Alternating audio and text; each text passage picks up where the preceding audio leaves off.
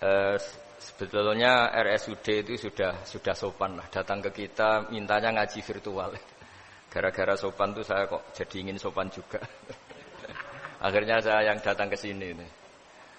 Biasanya yang lembaga-lembaga besar itu agak-agak enggak sopan itu, ngatur-ngatur orang. Ini kok baik gitu. Padahal BPK ngajinya di saya. Lembaga negara tuh. Kemenku pernah ngaji di saya virtual, tapi RSUD kok kayak kasihan jadi saya kok. Terus iya, jadi hakul jar kira-kira itu karena tetangga itu. Tapi niat saya ya tidak baik-baik banget sambil jalan-jalan kok dekat jadi. Tapi begini ya. Saya akan cerita versi kiai ya. Kalau versi medis Anda lebih tahu. Kalau versi kiai itu kematian itu dianggap hal yang sebetulnya ada versi kiai ya. Semua orang tahu lah pasti mati itu. Cuma inginnya mati itu kan macam-macam. Inginnya ya setelah kaya, terus setelah mapan, terus menangi anaknya mapan, cucunya mapan gitu. Terus itu pun sebetulnya ada siap mati juga. Tapi ya tetap mati gitu. Jadi saya punya cerita, saya akan cerita yang lucu-lucu ya supaya enggak tegang ya menghadapi kematian. Dulu itu kroni itu ya sudah ada. Jadi Nabi itu ya punya kroni, tidak hanya pejabat. Nabi itu punya kroni. Nabi Sulaiman itu bisa terbang. Gitu. Ya mulai dulu manfaatkan angin. Jadi angin itu mulai dulu memang luar biasa. Dimanfaatkan orang sekarang mulai tenaga angin, pakai rem angin. Mulai dulu angin itu luar biasa. Nah itu teman dekatnya Nabi Sulaiman tuh ya agak sopan tuh bilang gini. Itu Pak Nabi itu kalau nanti ada malaikat Israel saya pinjam anginnya supaya tidak bisa ngejar saya katanya. Jadi mulai dulu tidak hanya pejabat, Nabi pun ya punya teman yang agak-agak gimana itu. Suatu saat malaikat Israel disuruh nyabut orang, misalnya namanya siapalah. Nanti saya sebut ada yang tepaan sama nanti tersinggung, ya semuanya siapa gitu. Yang jelas namanya ada Agus tidak Bambang karena bahasa Arab itu. Orang ini cabut di India. Nabi Sulaiman kira-kira ya di Palestina kira-kira itu. Si orang ini ternyata di dekat Nabi Sulaiman. Nah karena Nabi itu kan orang hebat lah. Sehingga malaikat ya kadang silaturahim ke para Nabi. Israel sendiri ya kadang-kadang silaturahim ke para Nabi. Silaturahim yang paling enggak disukai ya silaturahimnya malaikat Israel. Datang ke Nabi Sulaiman. Sebenarnya niatnya silaturahim. Ternyata ketemu orang itu. Kaget malaikatnya. Waduh ini gimana ini? Kok saya disuruh nyabut di India, kok orangnya di Palestina. Nabi Sulaiman kira-kira di kawasan Palestina, di wilayah yang katanya Israel itu. Karena Palestina kita tahu kan, menurut pemerintahan Israel itu wilayah Israel, menurut Palestina pemerintahan apa? Palestina. Tapi Indonesia alhamdulillah sampai sekarang itu enggak mau atau tidak punya hubungan diplomatik dengan apa? Israel. Sehingga kita harus istilahkan Palestina untuk warga Indonesia. Kaget malaikat ini katanya disuruh nyabut di India kok ada di sini. Nah si kroni ini, si orang yang itu melihat malaikat Israel, entah kenapa kok dia bisa melihat itu. Mungkin punya kekuatan tertentu karena dekat Nabi. Kaget dia. Malaikat melihat dia karena janggal ya, disuruh nyabut di India ke orangnya di Palestina. Si orang ini melihat malaikat juga takut. Malaikat itu punya hawa yang luar biasa. Akhirnya bilang ke Nabi Sulaiman, ya Nabi Allah tolong pinjemin saya angin untuk saat ini juga saya bisa terbang ke India.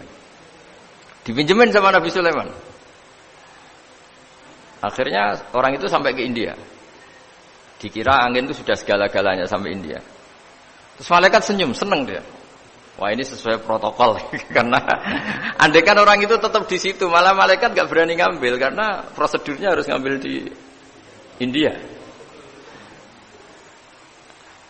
Jadi andaikan dia tetap diam di situ, sebenarnya malah nggak masalah karena nggak sesuai apa?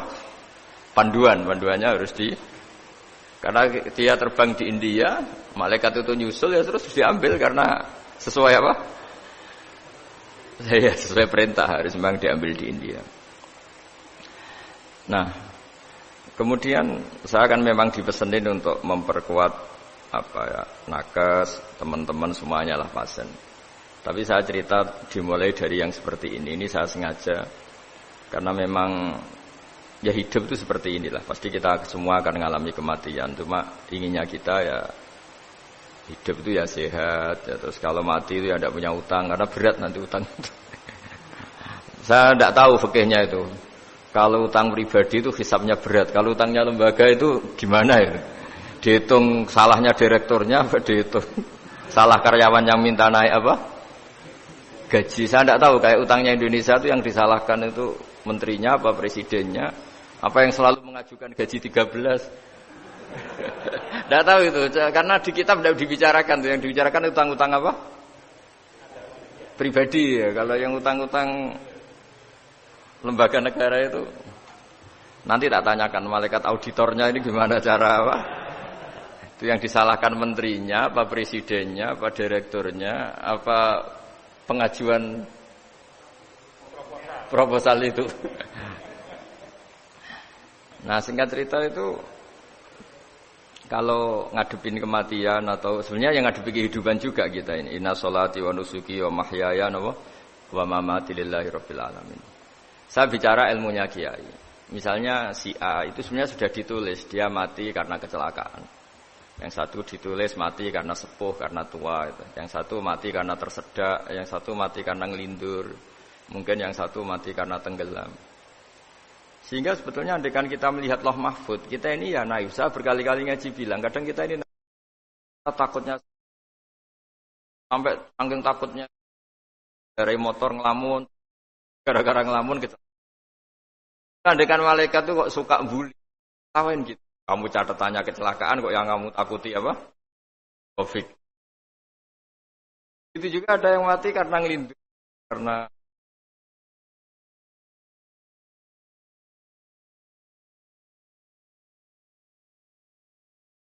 takut kan, takut Pak. Kalau kita mukmin sejati yang kita takutkan keadaan mati. Karena kalau mati itu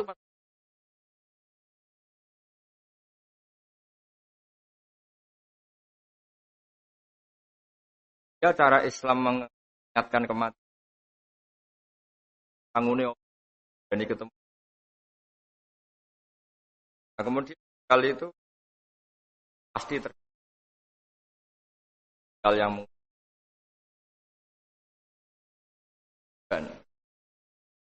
hal punya sejarah. Tentang sejarah misalnya kita pernah hidup tanamkan kebencian sesama itu terus ke bawah. Anak cucu kita dikandani jogeman cocok wong iku musuhe bapakmu, mbahmu itu. Sehingga anak cucu itu dendamnya diwariskan. Wong dendam kok dia apa? Wariskan. Termasuk utang itu. Ketika kita jabat ingin rumah sakit ini mewah, terus pikirannya kok sedadi, aku seleren semikir direktur berikutnya. Itu tidak tahu itu nanti hisabnya ke siapa. Saya ulang lagi ya. Maka dalam satu ayat dikatakan laqad kunta fi ghaflatin min hadza fakashafna anka ghita'aka fabasarukal yauma hadid. Manusia ketika di dunia itu dianggap tidur. Tidur itu dengan tanda kutip itu bodoh. Bodoh itu tidak tahu. Fakashafna anka ghita'aka. Nanti setelah kamu mati itu pinter.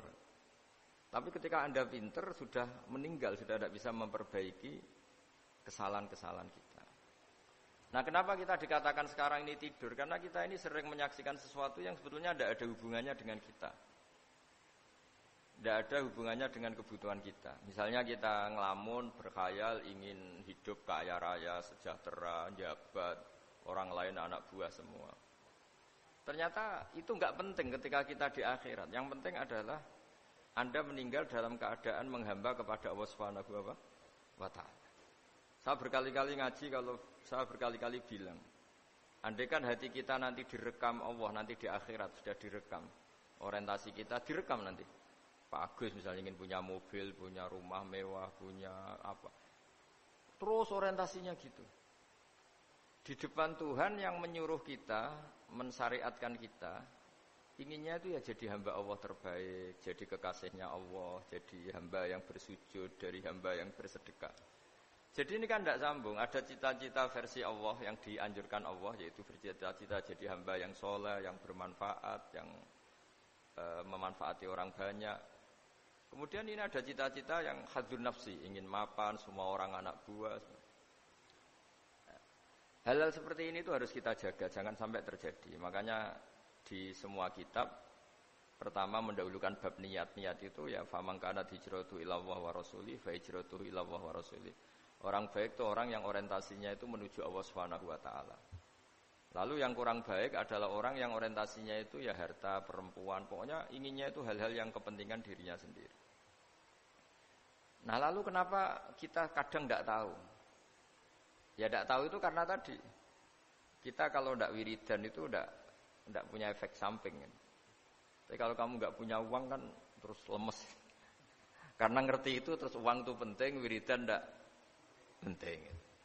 Nah dari kesimpulan itu sebenarnya kita menjadi bodoh. Karena menjadi bodoh ketika Anda meninggal ternyata uang ini gak penting, wiridan ini penting. Tapi tahu kita terlambat setelah kita meninggal. Nah di sini saya ingin mengingatkan apapun kondisi kita, yang jelas itu ingat selalu kepada Allah Subhanahu wa taala. Caranya ingat gimana? Kata Nabi, kamu bayangkan musibah yang lebih ekstrim, kamu akan tahu yang kamu alami itu ahwanu wa aisar. Yang kamu alami itu ringan sekali. Ringan seringan-ringannya. Saya beri contoh ya, kalau Anda belajar, kalau dalam bahasa pondok itu falak, mungkin kalau bahasa umum itu apalah, ilmu apa. Misalnya orang ahli meteor, ahli apalah, ahli perbintangan. Ketakutannya pasti benda langit ini jatuh kemudian menimpa bumi. Nanti kalau Anda ahli geologi itu takutnya bumi ini likuifaksi karena sumber daya alamnya sudah begitu dikeruk, dimanfaatkan. Nanti yang ahli teroris atau yang ahli ekstremis itu takutnya itu ada teroris. Yang ahli sosiologi takutnya Indonesia itu chaos. Kalau chaos ya saling bunuh, saling. Jadi semuanya ini ketakutan ini semuanya mengarah terhadap kematian. Kecelakaan lalu lintas ya menjadikan orang mati, likuifaksi kayak kemarin di Sulawesi ya iya, gunung meletus, gempa, tsunami. Nah ketakutan yang menjadikan kematian sebenarnya banyak. Kalau baru tsunami aja ya orang takutnya ke tsunami. Nanti kalau ada kematian gempa ya takutnya gempa. Kalau temanya Covid ya takutnya Covid. Terus kalau ada tetangga mati karena ngelindur ya baru gue nak turu hati-hati nggak nak mati ngelindur. Jadi, nah masalahnya kan kita tidak tahu, nggak tahunya itu. Ya tadi takutnya Covid ternyata catatannya itu mati kecelakaan. Takutnya kecelakaan ternyata matinya itu ngelindur. Kan kita tidak pernah tahu. Dari tidak pernah tahu itu kemudian agama datang dengan anjuran sudahlah kamu tawakal bahwa semua urusan kamu di tangan Allah Subhanahu wa taala. Inna sholati wa nusuki wa mahyaya wa mamati lillahi rabbil alamin la syarikalah. Yes, ibadah kita, salat kita, hidup kita, mati kita semua di tangan Allah Subhanahu wa taala. Sehingga dengan berpikir begini ini melihat Covid itu ya kayak melihat potensi kematian yang lain kayak karena gempa, likuifaksi, kecelakaan, karena ngelindur, karena macam-macam. Kenapa saya membuat atau menyarankan ya supaya orang berpikir demikian, supaya bersyukur bahwa kita ini dihimpit, disekelilingi penyebab kematian tadi. Kalau kita ahli meteorologi mungkin takutnya itu asteroid jatuh terus kemudian meteor jatuh yang enggak habis digesek oleh sistem alam terus macam-macam. Yang ahli gempa juga takutnya gempa, yang ahli tsunami takutnya tsunami, yang ahli sosial takutnya Indonesia chaos kemudian saling bunuh, saling dan sebagainya dan sebagainya. Nah dengan keadaan seperti ini kita ini baik sekali. Bukan sekedar baik sekali. Kita tidak mengalami chaos sosial, kita tidak mengalami likuifaksi, kita tidak mengalami benturan benda langit di bumi kita. Karena itu sekali terjadi bukan 1-2 lagi, tapi habis seluruh Indonesia, mungkin seluruh dunia. Nah di sini cara Allah membuat kita selalu bersyukur bahwa hal-hal itu tidak terjadi. Jadi ada sebuah ayat yang Allah selalu mengingatkan, aamintum man fis sama ayakhsifa bikumul ardo fa idza hiya tamur. Kamu boleh sekali-kali berpikir, bumi ini justru potensinya itu likuifaksi, potensinya itu hancur karena di bawah itu ada magma, ada minyak, ada macam-macam. Ini kan di bawah ini kan ngerongkong cara Jawa itu karena diambilin terus. Piro-piro diambil yaene ya ono masih bisa dipakai. Belum sistem bumi sendiri wa fil ardi kita mutajawirat, bumi sendiri itu berupa lempengan-lempengan. Setiap saat itu potensinya geser, sekali geser ya jadi gempa itu. Terus belum benda langit yang potensinya juga jatuh, sekali jatuh ya habis kita. Jadi yang kita ini dikepung sekian potensi yang bisa menghancurkan kita. Tapi nyatanya mulai Nabi Adam sampai sekarang tuh ada kehidupan, ada khayal. Sing Joko ya kepengen payu rabi, mungkin sing wis payu rabi ya mbah kepengen mbah roh. Macam-macam lah. Tapi yang jelas itu wong dikepung kematian kok ya khayalnya masih tinggi gitu. Lah enggak pernah ngayal ya orang yang utang ditagih itu, gak kober ngayal. Soalnya wedine tanggal kredit itu. Tapi ini saya cerita supaya orang Indonesia itu ngerti lah bahwa yang ngepung kita itu tidak hanya Covid. Banyak. Makanya orang Arab itu kalau ngendikan itu wa man lam yamut bisayfi mata bi khairihi ta'addadatil asbab wal maut wahidu. Karena orang Arab itu kan dulu Arab sebelum Islam itu kan satu kabilah nyerang kabilah yang lain.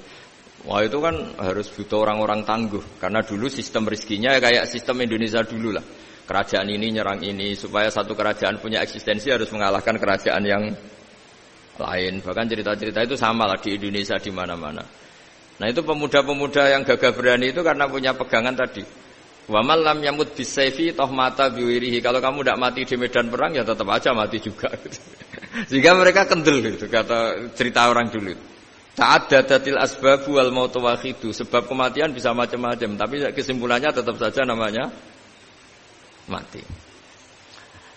Lalu Islam itu mengajarkan aksiru min dzikri hadhimil ladzat. Kamu harus banyak ingat mati. Tapi uniknya Islam itu menyuruh ingat mati itu disuruh justru semangat hidup. Karena kita butuh bekal itu. Jadi kalau kamu ingat mati itu jangan terus loyo, terus nunggu takdir mati itu enggak, malah disuruh semangat. Nah, tenaga medis semangat mengobati pasien. Yang pasien juga semangat mensupport dirinya supaya punya keberanian hidup. Corong Jawa nunggoni anak, nunggoni putu. Kalau saya sebagai kiai ya nunggoni santri, nunggoni umat. Jadi ingat mati itu justru dengan cara mencintai hidup. Karena hidup ini adalah bekal kita untuk sanggup ketemu Allah Subhanahu wa taala. Kadang-kadang bekal itu mudah sekali. Ada orang nakal gara-gara minumin anjing yang baru haus, sama Allah dimaafkan. Ada orang yang pulang dari tempat kerjanya, ada duri di tengah jalan, disikirkan takut kena orang, diampuni Allah, akhirnya menjadi ahli surga. Ada orang yang kerja untuk orang tuanya, kemudian orang tuanya dicukupin menjadi ahli surga. Bahkan ada ahli surga itu ceritanya itu, tapi ini jangan dicoba. Ada orang sudah jelas niat nyon sewu niat zina, sudah tinggal itu terus mikir dia. Saat itu takut Allah gak jadi, barokahnya gak jadi langsung dia jadi ahli surga. Sarannya gak jadi loh ya. Tapi ya tidak usah dicoba. Itu kalau keterusan masalah. Jadi Islam itu menganjurkan ingat mati, tapi justru dengan cara mencintai kehidupan. Karena yang jadi referensi Allah nanti di akhirat adalah perilaku kita, amal kita zaman apa? Hidup. Jadi disuruh ingat mati, tapi justru dengan cara sangat mencintai apa? Kehidupan. Lalu yang dinamakan kehidupan itu apa? Ya kita-kita ini, ada yang mengkhidmati agama, mengkhidmati orang sakit, mengkhidmati itu ya berbakti, membantu, ada yang nata lalu lintas, ada yang nata keamanan kayak Pak Polisi, ada yang nata keuangan kayak Kemenku, macam-macam. Semuanya harus kita cintai, profesi-profesi yang oleh Islam dianjurkan untuk kita nekuni itu. Jadi saya mohon lewat cerita ini orang itu tidak fokus takut Covid. Kasihan Covid kan jadi tersangka pembunuh sini. Padahal di kampung-kampung orang lugu-lugu yang saking nggak ngertinya itu kalau dikasih sumbangan tuh katanya itu salam ning Covid matur nuwun. Itu ribet kalau orang lugu-lugu itu. Dikira Covid itu satu makhluk atau manusia yang nyumbang itu. Jadi saya mohon semohon-mohonnya, minta seminta-mintanya, sampean harus ngitung nikmat lah. Dengan sistem meteor seperti itu di langit tidak jatuh ke kita, sistem bumi yang sudah ngerongkong gini tidak likuifaksi. Terus di dunia ini banyak kimia, banyak racun. Itu kalau misalnya meledak kemudian dibawa angin, mungkin matinya lebih massal. Ternyata semua itu tidak terjadi. Artinya nikmat yang sekarang kita dapatkan, kita nikmati sekarang itu jauh lebih besar ketimbang ketakutan kita. Nah, ini Islam selalu menganjurkan fazkuru ala Allah la'allakum tuflihun. Selalu ingat sisi-sisi nikmatnya Allah. Kamu jangan hanya sisi wah kita dikepung Covid, kita punya istri judes, punya anak enggak nurut, punya atasan sadis, punya anak buah enggak loyal. Kalau gitu terus ya kamu enggak berani hidup. Yang diingat masalah terus. Itu salah, hidup seperti itu salah menurut Islam. Yang Islam menganjurkan fazkuru ala Allah, kamu ingat sisi-sisi nikmatnya Allah, bukan sisi-sisi kita hidup itu diuji. Saya punya sekian cerita ulama-ulama yang unik, yang punya nasihat itu. Jadi ada orang kaya raya dulu temannya banyak, anak buahnya banyak. Suatu saat dia miskin terus gak ada yang berkunjung. Terus dia ngeluh, curhat ke ulama itu. Ketika saya kaya yang berkunjung banyak, ketika saya miskin kok enggak ada yang berkunjung. Kurang ajar betul teman-teman saya. Terus kata kiai itu lucu kalau ada nih. Ya bagus gitu dong ketika Anda miskin sudah ada yang berkunjung. Loh kok bisa? Ya misalnya kamu sekarang jadi buruhnya orang, pas disuruh-suruh, dibentak-bentak, terus teman kamu udah datang, malah kamu jadi tontonan toh. Mendingan enggak udah datang, jadi kamu ketika buruh orang enggak malu karena teman-teman kamu sudah tidak datang.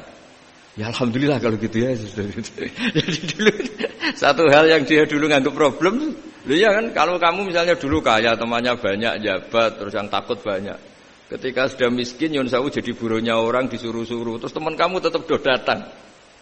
Siap enggak Anda? Siap datang apa siap enggak datang? Lebih siap enggak datang sebetulnya kan? Karena enggak jadi tonton. Akhirnya dia sadar. Ya gitu kalau dikeluhin istri saya ini judes, sering marahin gini-gini.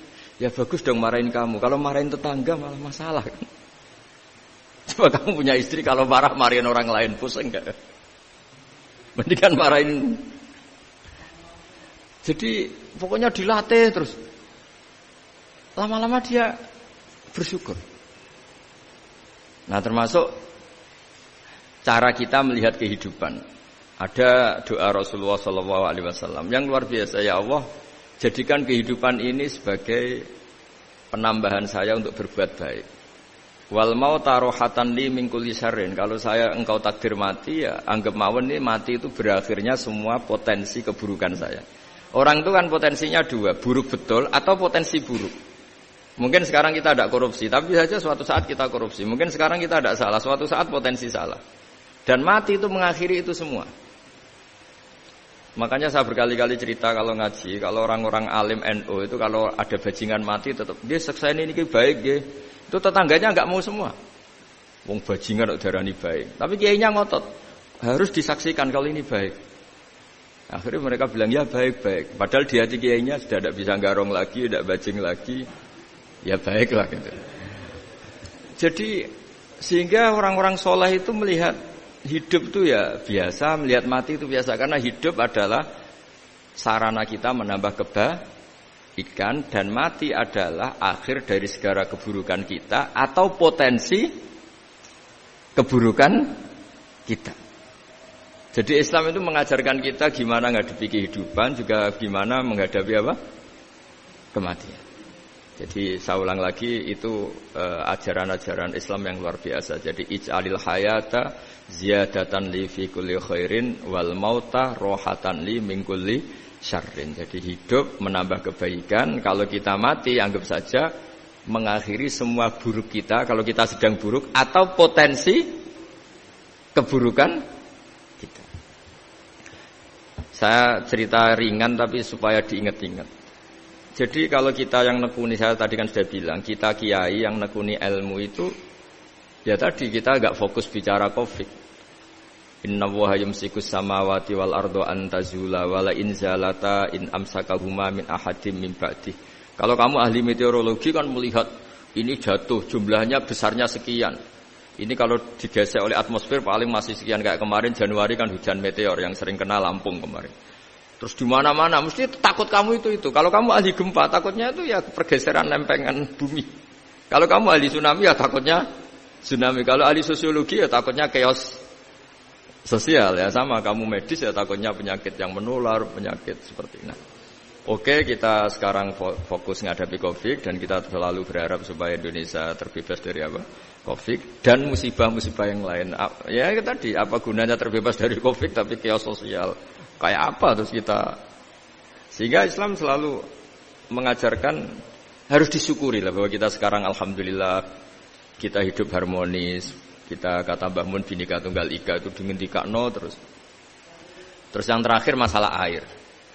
Air itu sumber kehidupan. Di antara Allah mengingatkan kita adalah qul ara'aitum in asbaha ma'ukum ghauran famay ya'tikum bima'in ma'in. Bumi ini kan bawahnya ada magma, terus ada air. Normalnya air itu enggak ada. Secara teori itu normalnya air itu enggak ada karena bumi itu kan kalau ada air kan meresap. Sudah meresap bawahnya itu ada minyak, ada magma, harusnya air itu tersedot habis. Tapi orang saking angkuhnya, saking cueknya ngira air itu malah potensinya itu abadi.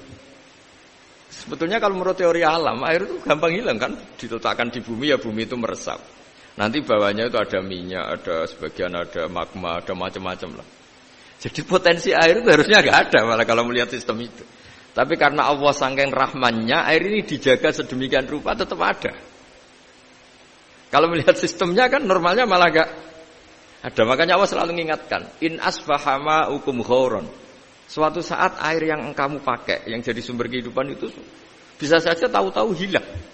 Mungkin tersedot oleh panas bumi atau corong Jawa niku nyresep entek atau gimana lah cara Allah menghilangkan. Famay ya'tikum bima'in ma'in. Lalu siapa yang bisa mendatangkan air itu lagi? Ini kata para hafid, ini yang kata guru-guru ya termasuk yang dikatakan Pak Mukhtar ini. Nanti orang harus ngendikan menjawab Allahu Rabbul Alamin. Hanya Allah sendiri yang bisa mengatur air ini selalu ada. Coba kalau kamu pikir kan air kamu sokkan di bumi kan mesti langsung hilang, meresap ke bumi. Bumi ada bawahnya lagi, ada bawahnya lagi. Dan mungkin bukan yang paling bawah mungkin entah magma. Harusnya itu enggak ada. Tapi Allah saking sayangnya mengatur sistem, air itu ada dan tersedia. Tapi ketika orang terlalu cuek dan angkuh sampai lupa syukur tersedianya apa? Air itu Allah mengingatkan, disuruh bayangkan. Qul ara'aitum. Coba bayangkan kalau in asbaha ma'ukum ghauran. Tadi kan ada khataman ya, saya ikut terima kasih. Bayangkan kalau air suatu saat itu ghauran menjadi hilang. Famay ya'tikum bima'in ma'in. Jadi saya tidak bisa spesifik memberi nasihat tentang kopi karena ya tadi yang bisa membunuh kita ini banyak. Ya tsunami ya bisa bunuh, gempa bisa bunuh, likuifaksi bisa bunuh, jatuhnya benda lain kita bisa bunuh. Takut tanggal utang kaget ya bisa bunuh. Macam-macam. Semacam-macam lah ngelindur ya. Kemarin mudik aja yang sebelum tertata rapi aja mudik aja berapa kemarin kalau ada apa mudik lebaran yang tahun berapa 3 tahun yang lalu apa 4 tahun yang lalu dulu. Jadi saya mohon ketakutan kita adalah yang hakikat adalah takut jadi hamba yang tidak baik. Itu yang harus jadi ketakutan sejati. Takut kita di mata Allah tidak jadi hamba yang baik sehingga kita jauh dari Allah Subhanahu wa taala. Karena cita-cita terbesar kita dan cita-cita terbaik kita adalah jadi hamba yang diridhoi Allah Subhanahu wa taala. Sebaliknya ketakutan kita sejati adalah takut su'ul khotimah, takut jadi hamba yang tidak baik. Kita inginnya adalah assalamu alaina wa ala ibadillahis sholihin. Yang berhak mendapat keselamatan dunia akhirat adalah orang-orang atau hamba-hamba yang soleh. Ya tadi untuk menjadi soleh itu gampang di Islam itu. Tenaga medis nolong pasien ya ibadah. Pasien husnudzon sama dokter ya ibadah. Mengelola hidup, ingin hidup ya ibadah. Anak ngurus istri ngurus. Pokoknya anak yang ngurus keluarganya juga ibadah. Semuanya itu di Islam itu asal tidak maksiat itu dianggap apa? Ibadah. Dan untuk orang menjadi kekasihnya Allah kayak tadi, ada orang yang karena ngerawat hewan dijadikan walinya Allah. menghilangkan duri atau pengganggu di jalan jadi kekasih Allah. Itu cerita-cerita itu semuanya ringan. Bahkan tadi ada yang cerita sekedar ingin maksiat dan tidak jadi. Dalam Islam itu kan gitu, orang yang merencanakan maksiat kemudian tidak jadi, itu ditulis pahala. Jadi gampang sekali untuk menjadi orang soleh dalam Islam. Kalau tidak bisa itu semua, kata Nabi, takufus syarroka anin nas fa innaha shadaqatun minka ala nafsik. Kalau tidak bisa berbuat baik sama orang lain, yang penting tidak mengganggu orang lain. Terus kan enak turu ning omah ngelamun, bengak-bengok dhewe aja banter-banter tapi. Nak bengok-bengok banter-banter kan ganggu tangga. Itu asal tidak ganggu orang lain, takufus syarroka anin nas. Kamu jangan sampai efek buruk kamu berakibat pada orang lain. Itu juga fa innaha shadaqatun minka ala nafsik. Itu ya bagian dari sedekah kamu. Taruh saja misalnya kalau secara ilmu medis, misalnya kita ini kok dinyatakan positif COVID, secara ilmu medis nggak boleh ketemu orang lain, terus kamu diisolasi. Kamu niatin ketika diisolasi itu tidak menularkan bahaya kepada orang lain. Itu juga ibadah. Jadi ibadah itu gampang sekali, mudah sekali. Karena agama ini yuridu wa bikumul yusra wa la yuridu bikumul usra. Agama ini mudah bukan sulit. Ya, mohon maaf tadi saya nggak bisa datang yang jam 11 karena saya tadi malam hormat di Jogja, acara 7 harinya Kiai Jata. Tadi pagi baru datang. Tapi saya mohon pokoknya yang seneng ya, hidup itu yang seneng. Diberi kesempatan hidup sampai sekarang itu yang seneng. Jangan karena teman kamu meninggal terus akan-akan ini teman saya meninggal, paling saya besok. Kok kamu tahu? Nyatanya besok hidup lagi, besoknya ya hidup lagi sampai sekarang ya masih hidup. Sudahlah mensyukuri yang ada. Jadi sudah saya mohon syukur itu penting. La in syakartum lazidannakum. Justru dengan kita syukur itu insyaallah segalanya akan tambah baik, tambah baik.